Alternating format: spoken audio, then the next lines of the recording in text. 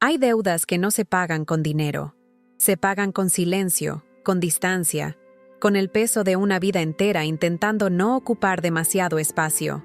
Mi madre me lo dijo una tarde de lluvia, con la misma calma con la que se pide la sal en la mesa. Eres una carga. Tenía 9 años, y en ese instante entendí que el amor de una madre no siempre es un refugio. A veces es la primera herida, la que nunca cicatriza del todo. Mi testamento, el que ahora reposa en el cajón de un notario, no es un acto de venganza. Es el recibo final de una cuenta que ella misma abrió aquel día. Desde entonces, me convertí en una experta en invisibilidad. Aprendí a caminar de puntillas por mi propia casa, a respirar más bajo, a comer sin hacer ruido, como si mi presencia fuera un privilegio que debía ganarme cada día. La culpa era una sombra que se sentaba a mi lado, un comensal invisible que me recordaba constantemente que mi plato en la mesa era un acto de caridad. Crecí mirándome en los espejos y viendo no a una niña, sino a un problema, a un peso muerto en la vida de la mujer que me trajo al mundo. Yo fui esa carga, y pasé los siguientes 30 años intentando pagársela. Pero hay silencios que de tanto guardarlos, se pudren por dentro, y un día empiezan a oler a verdad. Comencé a ver las grietas en la pared de su sacrificio, los pequeños gestos de egoísmo disfrazados de abnegación, una carta que leí sin querer, una conversación escuchada a través de una puerta mal cerrada. Algo se estaba gestando bajo la superficie de nuestra familia, una corriente subterránea de secretos y resentimientos que amenazaba con arrastrarlo todo. Sentía que el destino estaba a punto de entregar una factura final, una que nadie, ni siquiera ella, esperaba. Y es aquí donde te pregunto, ¿alguna vez has sentido que tu existencia era un inconveniente? ¿Que el amor que recibías venía con un precio adjunto? ¿Con una letra pequeña que te obligaba a estar perpetuamente en deuda? Es un miedo frío que se instala en el alma, el de descubrir que para la persona que debería ser tu puerto seguro, solo eres un ancla que la arrastra al fondo. El miedo a que, un día, te miren a los ojos y veas en ellos el reflejo de tu propio coste. Ella me enseñó que el amor era una transacción, que cada cuidado tenía su precio y cada sacrificio merecía su pago. Durante años, yo pagué mi deuda con obediencia y silencio. Ahora, ella espera su herencia, la recompensa final por su inversión. Pero lo que no sabe es que la lección más importante que aprendí de ella no fue a ser agradecida, fue a llevar las cuentas con una precisión implacable. Y la mía está a punto de saldarse. El goteo de un grifo en la cocina es el único reloj que mide el tiempo en esta casa. Un sonido persistente, solitario, como la cuenta de una deuda que nunca se salda. Aquí, en esta cocina, aprendí que el amor se podía medir en cucharadas y que el mío nunca era suficiente para llenar el plato. Mi madre no cocinaba con recetas, cocinaba con facturas. Cada comida venía acompañada del recuento de su sacrificio, del precio de cada ingrediente, del coste de su tiempo. Yo comía en silencio, intentando que el sonido de mi tenedor contra el plato no añadiera un nuevo gasto a su lista. Ella se sentaba enfrente, con su taza de café, observándome. Su mirada era la de un contable examinando una inversión poco rentable. No había calor en sus ojos, solo cálculo. Y yo, con cada bocado, sentía cómo la comida se convertía en ceniza en mi boca, el sabor de la gratitud forzada, el regusto amargo de ser una obligación. Me pregunto, mientras la gota de agua cae con una precisión cruel, ¿en qué momento el cuidado se convierte en una jaula y el amor en una deuda impagable? ¿Cuándo una madre deja de ser un puerto para convertirse en un acreedor? Crecí en una casa donde la palabra más sagrada no era «te quiero», sino «te lo recuerdo», un recordatorio constante de todo lo que se me había dado y todo lo que, por tanto, yo debía. Una vez, encontré su libreta de cuentas sobre la mesa. No era la de la compra. Era un pequeño cuaderno de tapas negras. Mi curiosidad infantil pudo más que el miedo. La abrí. En una página, debajo de mi nombre, no había un diario. Había una columna de cifras, el coste de mis medicinas, el precio de mis zapatos, la matrícula del colegio. Mi infancia entera estaba allí, sumada y totalizada, como la contabilidad de una pequeña empresa deficitaria. Hay libros que no guardan palabras, sino sentencias. Si alguna vez te han hecho sentir que el amor tenía un precio, escribe: yo pagué esa cuenta. El plástico que cubre el sofá bueno del salón sigue intacto, frío al tacto, incluso en verano. Este sofá es la metáfora perfecta de mi madre, impecable por fuera, diseñado para impresionar a las visitas, pero incómodo e inhabitable en la intimidad. El salón era su teatro, el escenario donde representaba la obra de la madre abnegada. Y yo era su actriz de reparto, con un guión no escrito que me obligaba a sonreír y a asentir. Frente a los demás, sus abrazos eran largos, sus palabras dulces como la miel. Mi hija es mi todo, decía, mientras su mano se aferraba a mi hombro. Era la madre perfecta, la que se sacrificaba sin pedir nada a cambio. Pero en cuanto la puerta se cerraba y las visitas se iban, el telón caía, el aire se enfriaba, sus abrazos desaparecían y su voz volvía a ser la de la directora de un orfanato, exigiéndome que limpiara y no molestara. Su amor era un espectáculo con funciones solo los domingos. Aquí, sentada en el borde de este sofá que nunca fue un refugio, me pregunto: ¿quién me tuve que volver para no delatar a la actriz principal de esta farsa familiar? Me convertí en una experta en silencios, en la guardiana de un secreto que me estaba ahogando. Sostuve su máscara con mis propias manos, por lealtad, por miedo, porque una parte de mí todavía esperaba que, un día, la actriz se fuera y la madre se quedara. En las fotografías que adornan la pared, siempre me sujeta con fuerza, una posesión orgullosa, pero yo recuerdo el detalle que la cámara no podía captar, la presión de sus uñas clavándose ligeramente en mi brazo. No era un gesto de cariño, era una marca de propiedad, un recordatorio silencioso de que yo le pertenecía, de que mi vida era un accesorio para la suya. A veces, un abrazo es solo una forma de sujetar a alguien con más fuerza. Escribe: yo sentí esa presión, si conoces la diferencia entre un refugio y una posesión. La puerta de mi dormitorio nunca tuvo pestillo, un detalle sin importancia para muchos. Para mí, fue una lección temprana sobre la privacidad. Yo no tenía derecho a ella. Mi espacio nunca fue mío. Era una extensión de su casa, un territorio que podía ser invadido en cualquier momento sin previo aviso. Sus inspecciones eran constantes, buscando polvo, desorden, cualquier excusa para recordarme que vivía bajo su techo y sus reglas. Aquí, entre estas 4 paredes, planeé 1000 fugas silenciosas. No eran planes de adolescente rebelde, sino estrategias de supervivencia de una prisionera de guerra. Imaginaba cómo sería vivir en un lugar donde pudiera cerrar la puerta y respirar. Un lugar donde el silencio fuera paz, y no la antesala de una crítica. La libertad, para mí, tenía el sonido de un cerrojo girando, un sonido que en esta casa nunca existió. Y si el perdón llega demasiado tarde, no porque el otro no lo merezca, sino porque a ti ya no te queda nada que perdonar? ¿Qué pasa cuando la herida se ha vaciado tanto que ya no queda ni dolor, ni rabia, solo un desierto? He llegado a un punto en que su recuerdo ya no me quema, simplemente no me calienta. Es una indiferencia fría, el estado final de un amor que murió de inanición. Debajo de mi cama, durante años, guardé una pequeña maleta de cartón. Estaba vacía, salvo por un mapa de carreteras que robé de una gasolinera. No sabía a dónde iría, pero el simple hecho de tener esa maleta, ese mapa, me hacía sentir que había una salida. Era un ancla, la prueba tangible de que existía un mundo más allá de esta puerta sin pestillo.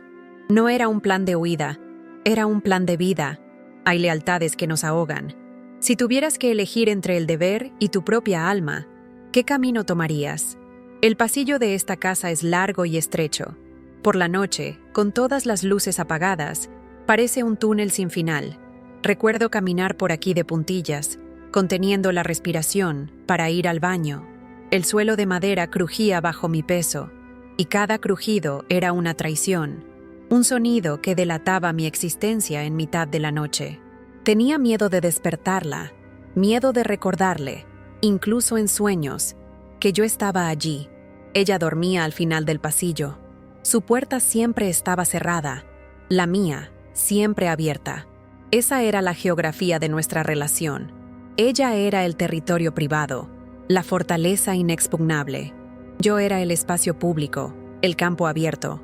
Crecí con la sensación de estar perpetuamente a la intemperie, sin un lugar donde esconderme del frío de su indiferencia. El amor, me enseñó, era una cuestión de jerarquía y de puertas. Paso la mano por la pared, la pintura fría y ligeramente húmeda. ¿Cuántas veces me he parado aquí, frente a su puerta cerrada, con una pregunta en la garganta que nunca me atrevía a hacer? ¿Por qué? Una palabra tan simple, tan corta, pero que en esta casa pesaba más que una vida entera. ¿Por qué a mí? ¿Por qué no puedes quererme sin condiciones, sin facturas, sin un libro de cuentas? Nunca obtuve una respuesta. El silencio era su muro más alto. Una noche, la oí hablar por teléfono. Su voz era un susurro afilado que se colaba por debajo de la puerta. Hablaba con su hermana. «Es una buena chica», dijo. Mi corazón dio un vuelco. Hará lo que sea por mí. Sabe lo que me debe. Y en ese instante, el pasillo dejó de ser un túnel y se convirtió en un abismo. No me quería. Me había adiestrado. Mi lealtad no era amor. Era el resultado de una cuidadosa inversión emocional. Hay secretos que no se oyen con los oídos, sino con el alma. Si alguna vez has escuchado una verdad que te ha roto, escribe «Yo oí». Me miro en el espejo del baño. El azogue está gastado por los bordes, como un recuerdo que se desvanece. Este espejo ha visto todas mis versiones. La niña que lloraba en silencio, la adolescente que odiaba su reflejo porque se parecía al de ella, la joven que aprendió a maquillarse para esconder las ojeras de la tristeza. Este espejo conoce la historia que no se cuenta en las fotografías del salón. Recuerdo una vez, después de una discusión, vine aquí a lavarme la cara, el agua fría sobre la piel ardiente, y la vi a ella, reflejada detrás de mí, parada en el umbral. No dijo nada, solo me miró. Su mirada no era de rabia ni de arrepentimiento, era una mirada vacía, la de alguien que mira un objeto que le ha decepcionado. En ese reflejo, por un segundo, no nos vi como madre e hija. Nos vi como dos extrañas que compartían una condena. ¿Se puede romper un lazo de sangre? ¿O estamos condenados a arrastrarlo para siempre, como una cadena invisible? Durante años, intenté ser suficiente. Saqué las mejores notas. Conseguí el mejor trabajo. Le di todo lo que el dinero podía comprar, esperando que un día, un solo día, su mirada cambiara y viera en mí a una hija, no a una carga. Pero su sed de reconocimiento era un pozo sin fondo. Dejo correr el agua y abro el botiquín. Detrás de un frasco de perfume caro que le regalé, veo un sobre amarillento. Es viejo. Lo cojo. Dentro hay una póliza de un seguro de vida. Uno muy antiguo. El beneficiario no era yo. Era una institución benéfica. Y la fecha de la firma era de una semana después de mi nacimiento. Nunca tuvo la intención de dejarme nada. Mi existencia nunca fue parte de su plan de futuro. Fue, desde el primer día, una deuda a la que le puso mi nombre. Hay papeles que no son herencias. Son sentencias de liberación. Si alguna vez te has sentido fuera de los planes de alguien, escribe: «Yo encontré mi propio camino». Subo la escalera que lleva al desván. Cada peldaño cruje como una queja. El aire aquí arriba es denso. Huele a polvo, a madera vieja y a tiempo olvidado. La única luz entra por un pequeño tragaluz, un haz pálido que ilumina millones de partículas flotando, como si fueran los fantasmas de momentos que nunca sucedieron. Este es el almacén de los recuerdos que la casa ya no quiere en la planta de abajo. Aquí está mi cuna. Cubierta con una sábana blanca, parece un pequeño monumento funerario. A su lado, una caja de cartón con mis juguetes de la infancia. Los toco. El plástico frío de una muñeca sin ojos, la madera lisa de un cochecito de colores, son objetos de una niña que no recuerdo haber sido, una niña feliz cuya existencia parece una invención. Mi madre nunca subía aquí. Para ella, mi pasado era un capítulo cerrado, archivado. Me siento en el suelo de madera, la espalda apoyada en una viga. ¿Cómo se reconstruye una vida desde unos cimientos rotos? ¿Cómo se aprende a querer, a confiar, cuando tu primer amor, el que debía ser incondicional, fue un contrato de servicios? Todas mis relaciones posteriores han estado marcadas por esa pregunta silenciosa: ¿cuánto te debo? He pasado la vida pagando por adelantado, dando de más, por miedo a que un día me pasaran la factura. Rebuscando en la caja de juguetes, encuentro algo que no me pertenece. Es un pequeño diario, con una cubierta de terciopelo azul gastado. No es mío, es de ella, de cuando era joven, mucho antes de que yo naciera. Lo abro con manos temblorosas. En una de las primeras páginas, leo: mi madre dice que soy una carga para esta familia. Juro que mis hijos nunca sentirán lo que yo siento hoy. Y de repente, la historia dejó de ser solo mía. No era maldad, era una herida heredada, una cadena que ella no supo romper. La justicia, a veces, no es un castigo, sino una revelación que lo cambia todo. Si crees que el dolor puede pasar de generación en generación, escribe: rompamos la cadena. Salgo al jardín trasero. La noche está empezando a caer y el aire es fresco. La hierba está alta, descuidada. Las rosas que plantó mi abuela son ahora enredaderas salvajes que se ahogan entre sí. Este jardín es como nosotras, un lugar que pudo ser hermoso, pero que se abandonó a su propia suerte. Me arrodillo y arranco un puñado de malas hierbas. La tierra húmeda se pega a mis dedos. Es un gesto inútil, pero necesito hacerlo. Mi madre odiaba el jardín. Decía que era un trabajo sucio y desagradecido. Prefería las flores de plástico del salón, siempre perfectas, siempre iguales, sin necesidad de agua ni de sol, sin necesidad de amor. Ahora entiendo que ella era así.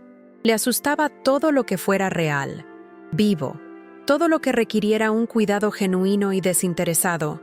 Era más fácil comprar el afecto, controlar las apariencias, que arrodillarse y ensuciarse las manos con la complejidad de un amor verdadero. Después de leer su diario, ¿qué hago con toda esta rabia, con todo este dolor? ¿Se disuelve al saber que ella fue, a su vez, una víctima? ¿O se vuelve aún más trágico? Saber el origen de su herida no borra las mías, no justifica el silencio, ni el libro de cuentas, ni la póliza de seguro. Solo lo explica, y la explicación, a veces, es un consuelo aún más frío que la ignorancia. No la absuelve, solo me muestra la cárcel en la que ella también ha vivido toda su vida. Y entonces lo veo, medio enterrado bajo las hojas secas, junto al viejo rosal. Un pequeño medallón de plata, oxidado y ennegrecido. Lo abro. Dentro hay una diminuta foto de ella, de niña, con su madre. La misma madre que la llamó una carga. Y en el reverso, grabado con torpeza, se lee: perdóname. No sé si lo grabó ella o su madre. Y de repente, mi testamento ya no parece un acto de justicia. Parece un eslabón más en la misma cadena. Hay decisiones que se toman con la cabeza y otras que se deshacen con el corazón. Si estás en esta encrucijada conmigo, ¿qué camino tomarías? Estoy sentada en la baranda, en la vieja mecedora de mi abuela. Cruje con el mismo ritmo cansado de siempre, un sonido que es la banda sonora de esta casa. El sol se ha puesto del todo, dejando el cielo de un color violeta oscuro. Desde aquí, se ven las luces de otras casas, de otras familias. Imagino sus conversaciones, sus risas, sus silencios. Durante años, miraba esas luces con envidia. Hoy, solo siento una calma extraña. El medallón está en mi mano, frío y pesado. Es una pieza de un puzzle que no sabía que estaba armando. La historia ya no es simple. Ya no hay una víctima y una verdugo. Solo hay dos mujeres, y antes que ellas, otras, atrapadas en un ciclo de dolor, pasándose la herida como si fuera una herencia familiar. La única herencia real que me ha dejado. Romper la cadena. Eso es lo que resuena en mi cabeza. Pero, ¿cómo se hace? ¿Dejarle todo sería un acto de perdón o de rendición? ¿Sería romper la cadena o simplemente permitir que ella gane la última transacción? No dejarle nada, por otro lado, ¿sería un acto de justicia o mi propia contribución a la herencia de dolor, la versión final del eres una carga. Mi cabeza es un tribunal con un solo acusado y ningún veredicto claro. La justicia y la venganza, a veces, se parecen demasiado. Mi teléfono vibra sobre la mesita de mimbre. Es mi abogado. Lo dejo sonar. 1, 2, 3 veces. Sé por qué llama. Mañana es el último día para hacer cambios en el testamento. La decisión final. Miro las luces de las otras casas y ya no veo familias perfectas. Veo misterios, historias de dolor y de amor tan complejas como la mía. El timbre del teléfono cesa, dejando un silencio denso. Y en ese silencio, entiendo que la decisión no es sobre el dinero. Es sobre qué tipo de eco quiero dejar yo en el mundo. El eco de una puerta que se cierra o el de una ventana que, por fin, se abre. La última llamada siempre es la de nuestra propia conciencia. Si tuvieras que responder, ¿qué dirías? He vuelto a entrar. La casa está en completa oscuridad, salvo por la luz de la luna que se filtra por las cortinas del salón. No enciendo ninguna lámpara. He aprendido a moverme en la oscuridad de esta casa. La conozco de memoria, como conozco mis propias cicatrices. Me detengo frente a la pared de las fotografías, ahora solo siluetas negras contra un fondo gris. Sin la luz, sin los detalles, todas las sonrisas parecen iguales. El diario de mi madre y el medallón están sobre la mesa de centro. Parecen dos pruebas en un juicio que solo existe en mi cabeza. El diario es la prueba de su dolor. El medallón es la prueba de su anhelo de perdón. Y mi vida entera es la prueba del daño que causó. 3 generaciones de mujeres unidas no por la sangre, sino por una palabra: carga. Una palabra que ha envenenado nuestro linaje. ¿Y si la verdadera justicia no es dar o quitar, sino transformar? ¿Y si el acto más radical no es dejarla sin nada o darle todo, sino hacer algo que ninguna de las dos esperaría? He vivido mi vida en reacción a ella. Mis éxitos, mis fracasos, mi silencio, mi partida. Todo ha sido una respuesta a su herida. Ser verdaderamente libre sería, por primera vez, actuar sin tenerla a ella como punto de referencia. Hacer algo que sea puramente mío. Tomo una hoja de papel en blanco y un bolígrafo. Me siento en el suelo, a la luz de la luna, y empiezo a escribir una carta. No es un testamento. No es para mi abogado. Es para ella. Empiezo con la única verdad que se ha vuelto clara en esta larga noche. Querida mamá, he decidido no dejarte nada. Hago una pausa.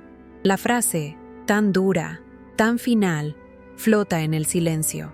Pero entonces, continúo escribiendo. No te dejaré mi dinero. Te voy a dejar algo mucho más importante. El karma, a veces, no es un castigo. Es un espejo. Si quieres saber qué es lo que le voy a dejar, escribe: estoy leyendo sobre tu hombro. El sol de la mañana entra por la puerta abierta. No he dormido. He pasado la noche viendo cómo la oscuridad daba paso a la luz. Aquí, en el umbral. El espacio entre el dentro y el fuera. La carta está en un sobre la mesa del pasillo. A su lado, la llave de la casa. Mi maleta, la misma maleta de cartón de mi infancia, está junto a mis pies. Pero esta vez, no está vacía. He pasado mi vida entera definida por esta casa, por esta mujer, por esta herida. Cada decisión, cada miedo, cada logro, ha sido un ladrillo en el muro que construí a mi alrededor. Unos ladrillos para protegerme, otros para encerrarme. Anoche, escribiendo esa carta, sentí cómo ese muro se desmoronaba, ladrillo a ladrillo, no con un estruendo, sino con un suspiro silencioso. ¿Qué es un hogar cuando deja de ser un refugio? ¿Y qué es una hija cuando deja de buscar la aprobación de su madre? Son preguntas que ya no necesito responder. La respuesta no está en el dinero, ni en la casa, ni siquiera en el perdón. La respuesta está en el acto de girar el pomo de la puerta y caminar hacia la luz. No porque huyas de algo, sino porque por fin tienes un lugar a donde ir. Hacia ti misma. La carta lo explica todo. No le dejo el dinero, porque el dinero fue siempre su lenguaje, no el mío. Se lo doy a una fundación que ayuda a madres solteras, a mujeres que luchan para que sus hijas nunca se sientan como una carga. Y a ella le dejo la casa, vacía de mis cosas, pero llena de la oportunidad de que, en el silencio de estas habitaciones, quizás un día, escuche su propia voz. Le dejo la oportunidad de romper su propia cadena. Mi herencia no es un castigo ni un regalo, es una elección, la misma que yo estoy tomando ahora. Hay silencios que cierran historias, y hay otros que las empiezan. Si crees en el poder de un nuevo comienzo, escribe, camina. No miré hacia atrás. La puerta se cerró con un sonido suave, no como un final, sino como una sílaba que termina una larga y dolorosa frase. La llave y la carta que dejé sobre la mesa ya no me pertenecen. Son ahora artefactos de una vida anterior, reliquias de una guerra silenciosa que por fin ha terminado. El aire de la mañana es frío y limpio, y por primera vez en mi vida, siento que tengo suficiente espacio en mis pulmones para llenarlos por completo. Ya no veo a mi madre como un monstruo, ni a mí como una víctima. Veo el rastro de una herida antigua, un eco de dolor pasando de una madre a otra, como un medallón oscuro heredado a través del tiempo. El diario que encontré no la perdonó, pero sí la explicó.